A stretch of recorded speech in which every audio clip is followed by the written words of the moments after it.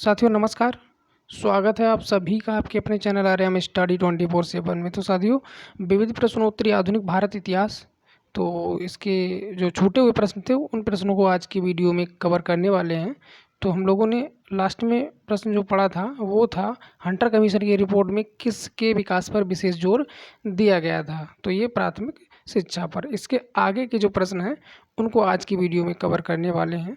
तो चलिए साथियों, बिना देरी के स्टार्ट करते हैं पहले प्रश्न से। तो प्रश्न क्या कह रहा है, किस एक्ट के द्वारा भारत के गवर्नर जनरल को अध्यादेश जारी करने की शक्ति प्रदान की गई है।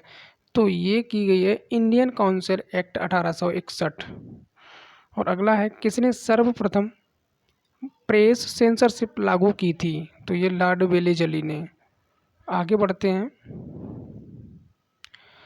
कौन भारत में मुसलमानों की उच्च शिक्षा के लिए पथ प्रदर्शक बने।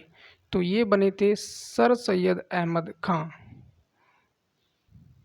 अगला इम्पोर्टेंट प्रश्न, किसके अंतर्गत भारत में सर्वप्रथम सर्वोच्च न्यायालय की स्थापना की गई थी। तो साथियों याद रखना, रेगुलेटिंग एक्ट 1773 के अंतर्गत सर्वप्रथम भारत में जो है सर्वोच्च न्यायालय की स्थापना की गई।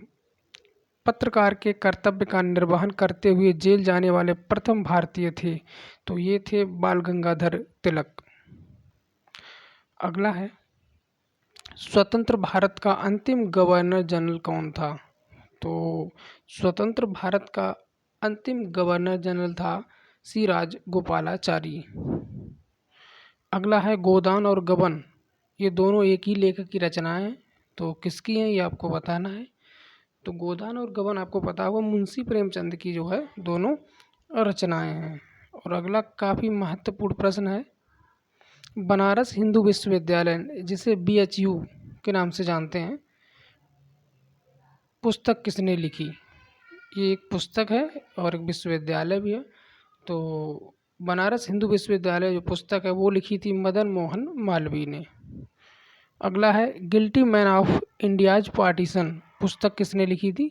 तो ये लिखी थी डॉक्टर राम मनोहर लोहिया ने। अगला है, किस विद्रोह को बंकिम चंद्र चटर्जी ने अपने उपन्यास आनंद मठ में उल्लेख कर प्रसिद्ध कर दिया। तो ये था सन्यासी विद्रोह। अगला प्रश्न है, lectures from Colombo to Almora किस एक के अनुभवों पर आधारित है। तो ये स्वामी विवेकानंद के अनुभवों पर आधारित है। अगला जो प्रश्न है, मॉन्टेग्यू चेम्सफोर्ड की रिपोर्ट आधार बनी। तो ये बनी थी भारत सरकार अधिनियम 1919। 1854 की वुड विज्ञप्ति में अभिव्यक्त शिक्षा का लक्ष्य था। तो ये था भारत में पाश्चात्य संस्कृति का विस्तार। 1942 के क्रिप्स मिशन का एक महत्वपूर्ण पहलू था। तो ये था द्वितीय विश्व युद्ध के तुरंत पश्चात भारत संघ की स्थापना करना और उसे डोमिनियन पद प्रदान करना। अगला प्रश्न है, भारत के विभाजन को टालने का अंतिम अवसर समाप्त हो गया था कैबिनेट मिशन को अस्वीकार करने के साथ ही। आगे बढ़ते हैं। तो साथियों उम्मीद करते हैं प्रश्न आपको समझ में आ रहे होंगे, वीडियो आपको पसंद आ रही होगी। तो जो भी साथी चैनल पर नए हैं चैनल को सब्सक्राइब जरूर कर लें। चलिए अगला प्रश्न पढ़ते हैं। इसमें है, 1935 के भारत अधिनियम द्वारा प्रस्तावित फेडरल यूनियन में राजसीय प्रांतों को शामिल करने के पीछे अंग्रेजों की असली मंशा क्या थी वो आपको बताना है। तो वो थी राष्ट्रवादी नेताओं के साम्राज्यवादी विरोधी सिद्धांतों को व्यर्थ करने के लिए राजाओं का इस्तेमाल करना। अगला प्रश्न है, गोल्डन थ्रेशोल्ड नामक कविता संग्रह के रचयिता कौन है।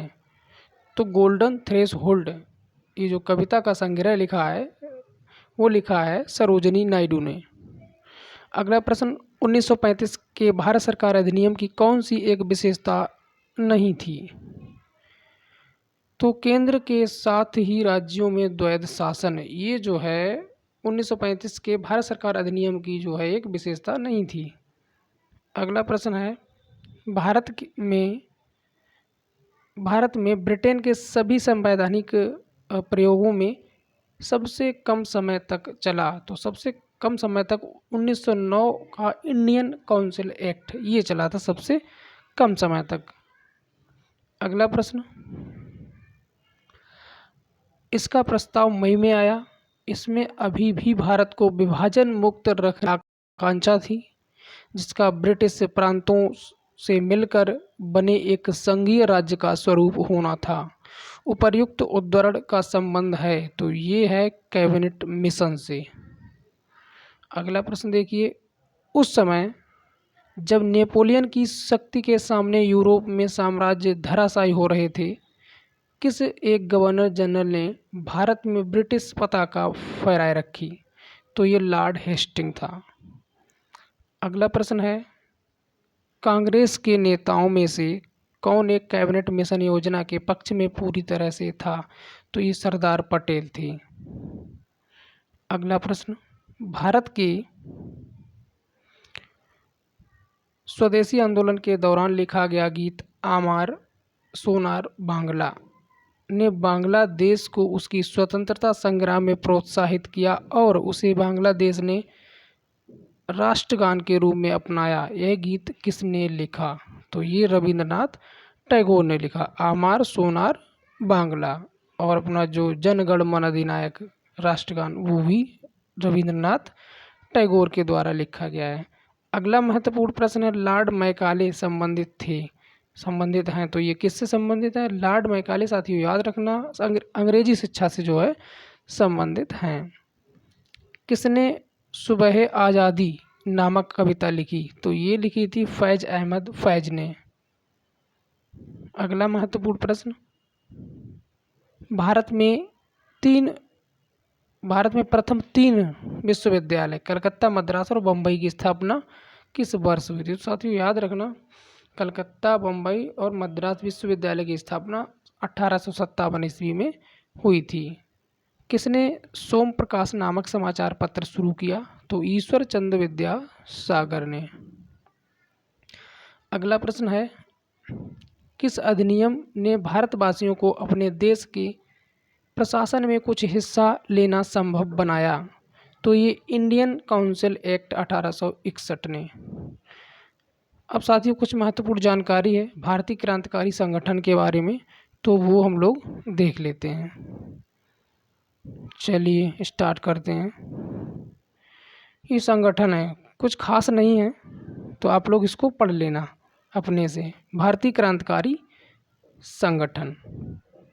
चलिए और देखते हैं इसमें क्या बचा हुआ है हमारा। ये विदेशों में भारतीय क्रांतिकारी संगठन, चलिए इसको देख लेते हैं, कुछ खास चीज़ हो सकता है मिल जाए।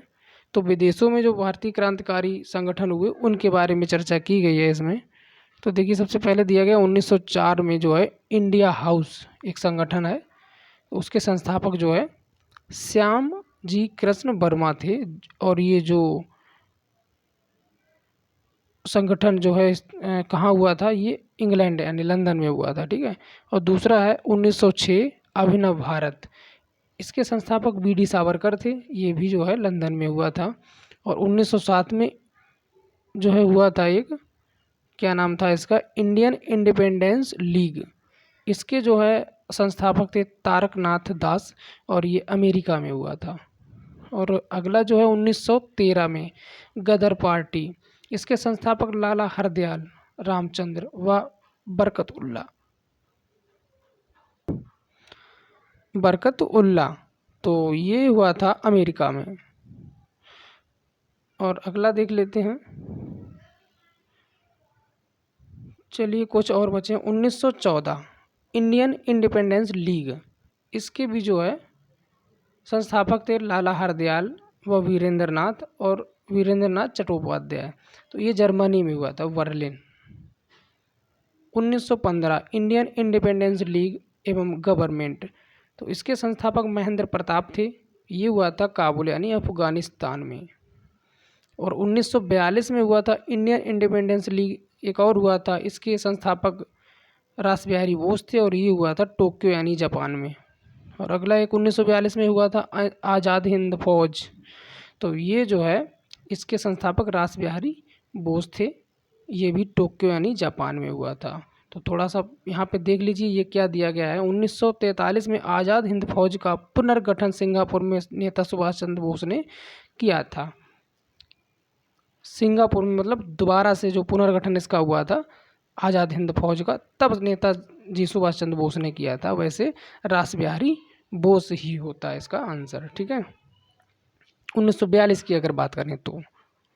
चलिए आगे देखते हैं क्या है। तो यहाँ पर ये हमारा जो आधुनिक भारत की जो विविध प्रश्नोत्तरी थी वो यहाँ पर समाप्त होती है।